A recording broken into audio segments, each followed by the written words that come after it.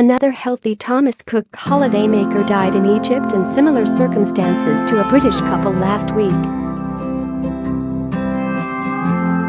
Grammar school teacher Alison Sonics became violently ill after she and her husband noticed a strong smell in their room.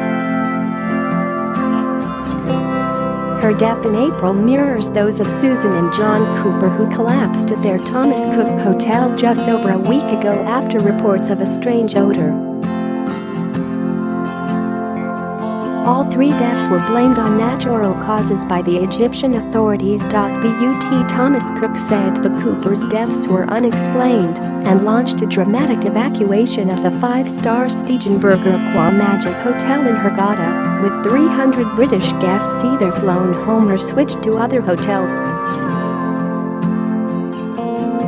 Second autopsies are being conducted on the Coopers after their daughter said her parents had been in good health and something suspicious has gone on.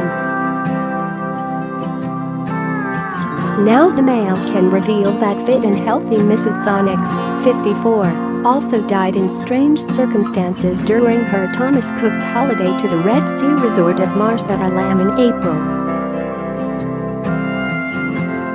The languages teacher and her husband Clive Eversfield both fell ill with vomiting and diarrhea in their room at the five-star Royal Tulip Hotel. Mrs. Sonics collapsed the next morning, April 12, and was taken to hospital where she died. Her death was recorded as heart failure by the Egyptian authorities. But Mr. Eversfield, 59, said, "I do not accept that my wife died of natural causes. She was only 54 and fit and healthy. There is no reason why she should have died." Share this article. Share 89 shares. We both fell horrendously ill and we don't know what caused it.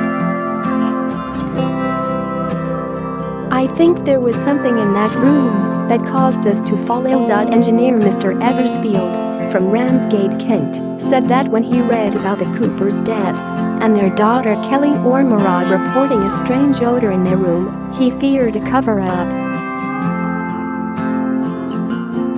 The Cooper family, from Burnley, were on a Thomas Cook holiday when Mr. Cooper, 69, died in his room and Mrs. Cooper, 63, died several hours later after being rushed to hospital.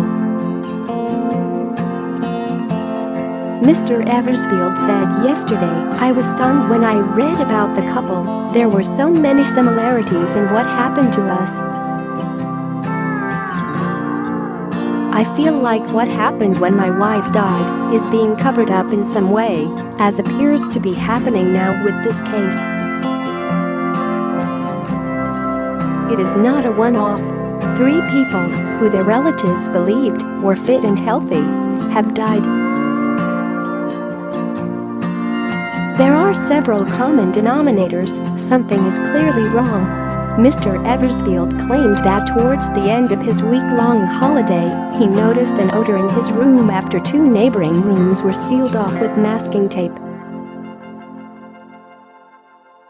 The grandfather said, "We thought that was strange and then started to smell a strong smell like bleach or something in our room."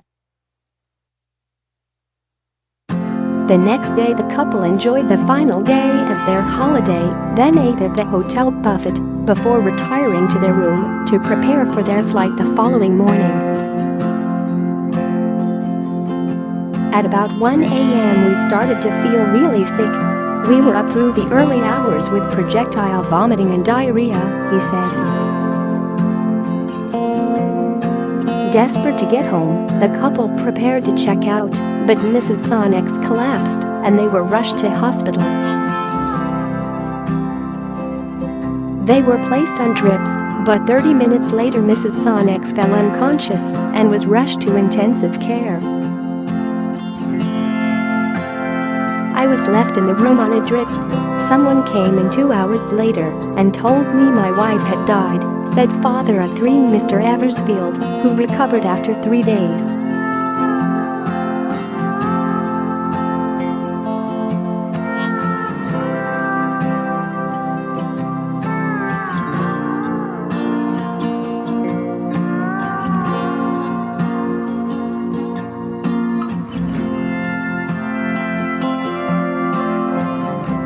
A full inquest will be held in September.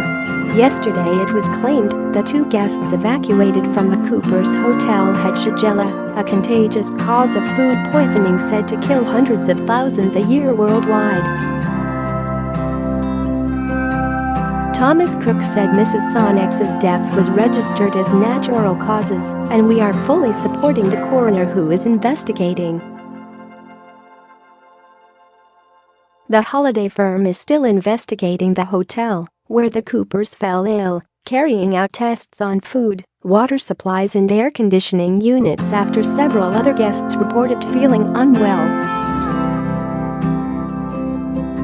Chief Executive Peter Fankhauser met Egyptian Prime Minister Dr. Mustafa Madbouly to discuss the case this week.